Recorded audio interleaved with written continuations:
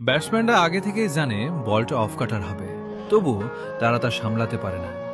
Cricket বিশ্বের সেরা ব্যাটারদের জন্য মুস্তাফিজুর রহমান এক অমীমাংসিত রহস্য।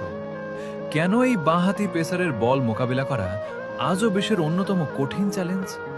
চলুন দেখে নিন। মুস্তাফিজের পেস এবং স্লোয়ারের গতির পার্থক্যের মধ্যে লুকিয়ে থাকে তার আসল জাদু। কোনো বল ১৩৫ কিলোমিটার গতিতে আসে, আবার ঠিক পরের বলটি ১১৫ কিলোমিটারে। ব্যাটসম্যানের টাইমিং পুরোপুরি এলোমেলো করে দিতে তিনি সিদ্ধহস্ত। কাটারগুলো পিছে পড়ে যেভাবে টার্ন করে, তা যেন অদৃশ্য কোনো শক্তির খেলা।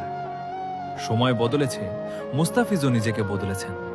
শুরুর দিকে সেই দুরন্ত গতি থেকে নিজেকে রূপান্তরিত করেছেন একজন ডেথ ওভার স্পেশালিস্টে। আইপিএল থেকে শুরু করে বিশ্বের বড় বড় সব টি-20 লিগ, সবখানেই তার কদর। বিপদের মুখে যখনই দলের উইকেট প্রয়োজন, তখনই মুস্তাফিজের ওপর ভরসা রাখাটাই এখন এক অলিখিত নিয়ম। এক হাতে মুস্তাফিজ, অন্য হাতে বাংলাদেশের বোলিংয়ের ভরসা।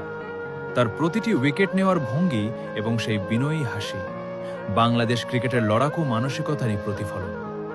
মুস্তাফিজ মানেই কেবল একজন বোলার নন, তিনি প্রতিপক্ষের ব্যাটসম্যানদের জন্য একটা পুরো ইনিংস জুড়ে এক কঠিন পরীক্ষা।